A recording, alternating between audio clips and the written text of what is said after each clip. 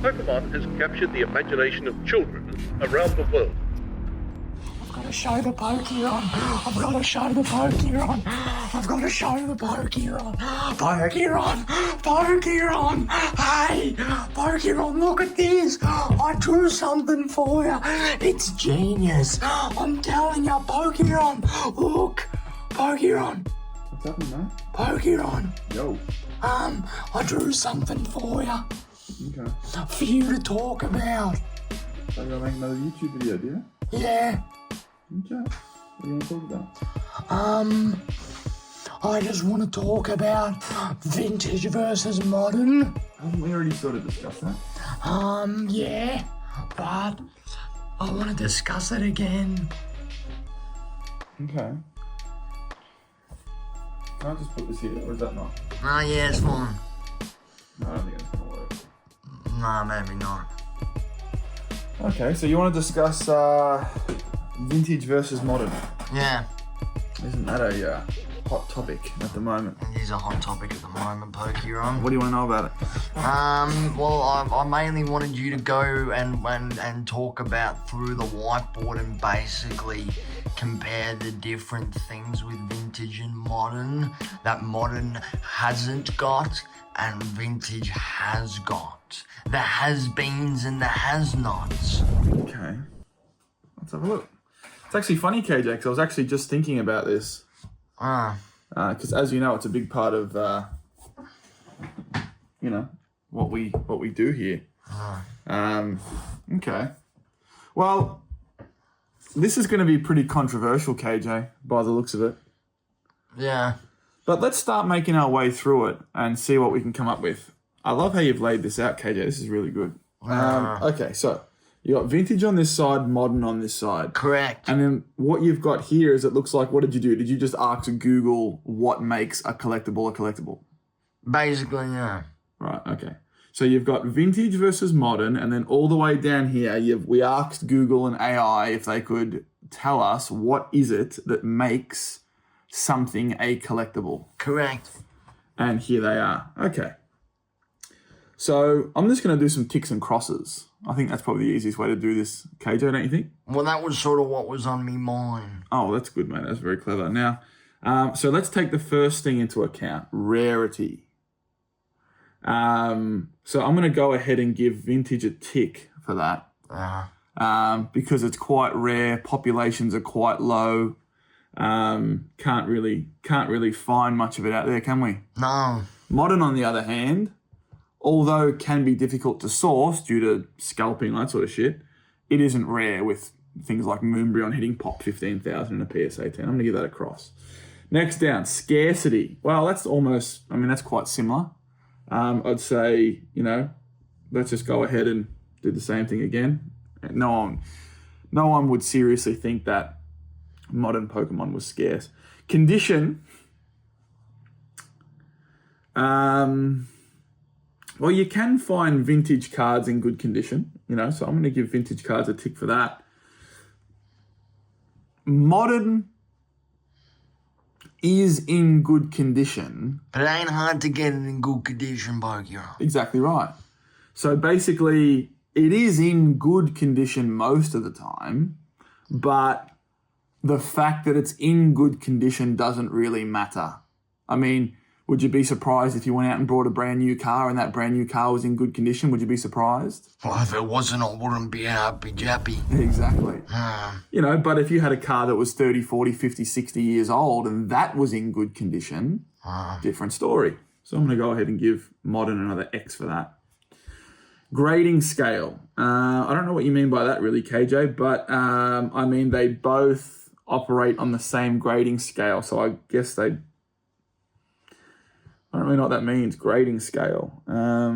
Sort of like, let me put it into simple terms, grading scale, like, it doesn't really matter the grade that it gets, I think is what I was trying to say. Maybe we'll leave that one for now. Historical significance. I think that is, historical significance of modern. Other than going viral and being a bit of a trendy toy for a little while now, Even if you want to go ahead and say modern Pokemon cards are significant, historically significant, it's incomparably so when compared to vintage. Do you understand that? Yes. You're allowed to say no, KJ. Okay. Yes. Cross. Sales history. Well, tick that one again. Sales history on modern. Look, it is there, but like we questioned with the deck of playing cards in some of our previous videos, you know, there is some sales history there. So I guess you have to give modern a tick for that one as well. Demand, tick. Demand for modern, I'd say give that a tick as well. Age, tick. Well, it's definitely not old. Cross. Design, I'd say they both get a tick for that. Some people prefer the design of modern. Some people, like me, some people prefer the design of vintage, like me. Other people prefer the design of modern. So tick, tick. Provenance, that's a big word for you, KJ, provenance. I actually had zero clue what that actually meant when I wrote it. Okay. I just saw it on the Googly, so I just wrote it down. All right, well, it's actually pretty easy. So, you know my first edition Charizard? Yes. That came from Gary Hayes, King of Pokemon, who we're going to meet soon in Melbourne at the Collect Fest. Oh, yeah. So that's the provenance of that collectible. You know, sometimes we do an artwork on the live stream over at Welcome Stranger and you write on the back the date and you sign it and you let everyone know the story of the artwork. That's provenance. So provenance is a place. More of a story. Got it. Okay. So tick, of course, and with modern, I mean, how are you going to get provenance? I mean, on something that's been out for 6 months, you know, what's the provenance? Printed at Nintendo, you know, delivered to Big W, you know. So ultimately, guys, and which brings us back to grading scale. I think we can just trash that one, Pokeron. I didn't really know either. I just had a thought about it and wrote it down. All right, well, let's get rid of that one. Yeah. So, very clean erasing. Thank you. I don't want to mess up your work here, KD. You've done such a good job. Thank you. I used a ruler too. Okay. Straight lines, as you can see clearly. Okay. So as you can see here, guys, I mean, there's a great argument that would suggest that modern Pokemon isn't even a collectible at all. I mean, what's it got going for it? Rarity? No. Scarcity? No. Condition? Irrelevant. Historical significance? Nothing. Sales history? Yeah, I guess. Bit of a weird one, but okay. Demand? You know, it is popular. It's a popular thing. People do want it. Age, no. Design, some people are into the design. And provenance, no. So ultimately, and it was probably also worth noting that when I asked AI, and then, you know, we've got all these different categories here. And then I said, okay, what's the single most important one of all of these things? If we had to choose one. Do you remember which one it was, KJ?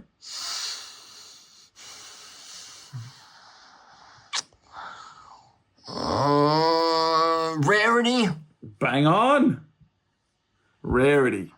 That's the most important thing. And I think that's the biggest shutout. That's the biggest mismatch in regards to these two products. There is not a person in the world who would say that modern Pokemon cards are rare. And coming over to vintage, I don't think there's one person on planet Earth that would say that that vintage Pokemon cards were common. Do you get what I'm saying, KJ? Yeah. So, I mean, that's pretty much all I've got for you today, guys. We asked AI, you know, we asked Google, what is a collectible? And then we took the key dot points, as you can see here, that KJ's done one at a time.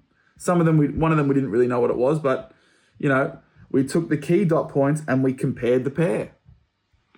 And to think that, you know, people are out there spending more money over here than over here, that's why it's quite alarming for us here. And this is why I think that the less money you can spend over here, the better off you're going to be. So if anyone has anything they want to add to this down in the comment section, please let me know.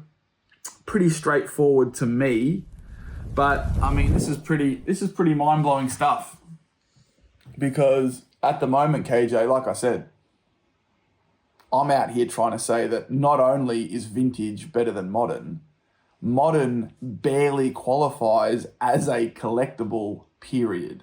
Correct. Now, some of those things like age will be there eventually. And that's why a lot of people say, well, today's modern is tomorrow's vintage. It's like, yeah. But if you've got the opportunity to buy the vintage today, don't buy the modern. Because if you buy the vintage, you get a 30-year head start, not to mention the significance is way more significant, KJ, you could say. Sorry, Pokeron? It's more significant, mate. Yes. The significance of it is more significant. That's correct. So there we have it, guys. I don't really have anything else to... I hope you don't think that I've, you know, shat on modern or anything like that, because I did try and be open-minded about it. Did get a few ticks. But as you can see, I don't think... Yeah. There wasn't one thing that modern had that vintage doesn't. Yes. And there was many things that vintage has but modern doesn't. So, you know, and I know there's going to be some guys out there really maybe disagreeing with this, hating on this, whatever it may be. They're out there, they're strategizing about what the next big modern set's going to be or whatever. Guys, stop what you're doing, get out there and buy some vintage while you can. And then when all the vintage is gone like it should be already, you just can start squabbling over the modern CAC. Because there's not going to be anything else to squabble over. But while you've got this weird point in the market where you can still find value over here, that's definitely what I'd be doing. And guys, I'm going to start putting my money where my mouth is. I'm going to start giving you some better examples of how I spend money out in the hobby at the moment. We've got a couple of cool videos coming. If I had $1,000, if I had $5,000, where would I be putting it specifically in the market right now? But in the meantime, guys, I hope you enjoyed this. I'd love your feedback on this. That's a lot of crosses over here, guys. So when you're looking at all your modern cards and your folders and they're just collecting dust and you think they're the next best thing, just remember, don't miss the opportunity, guys. Do not miss the opportunity. And, you know, collectibles like this stuff over here, mangas, games, VHS, you know, different story, guys. Different story. A lot more of these things over here are going to come into play. Over here, you've sort of got just a fad. So sell modern if you've got it. Buy vintage while you can. And that's about it, KJ. That's all I've sort of got to say. Thank you so much for the great job you've done on that on that whiteboard there. That made my life really easy today, KJ. I think people are going to love this video because it's straight facts. Straight facts, man. We keep it 100. And we are real. Exactly. Because real recognise real Pokeron. Shout out to Poke Gangster. Shout out to the Poke Gangster. Shout out to Frontrunner. Frontrunner, yeah. That's a great jump you got on Pokeron. Thanks. Nice and warm too. All Day Matty J. Pokedon. And Tony Topic. Any questions, let me know, guys. But yeah, like I said, some cool videos on the way. We're going to keep teaching you guys. Drop a comment. Let us know your thoughts. We'll talk to you soon. Thanks, Pokeron. No worries, Kate. Anytime, mate. Thank you. Thank You're doing a you. great job as always. Okay. I'll take your whiteboard now. Thank you very much. No problem, mate. Whiteboard. Yeah, you want this too? Yeah, just pass me the t-shirt. Thank you very much. I'll see you soon, Pokeron. Thank you. You have a lovely day, Pokeron. Yeah, I'll talk to you very, very soon. All right, thank you very much. Yeah.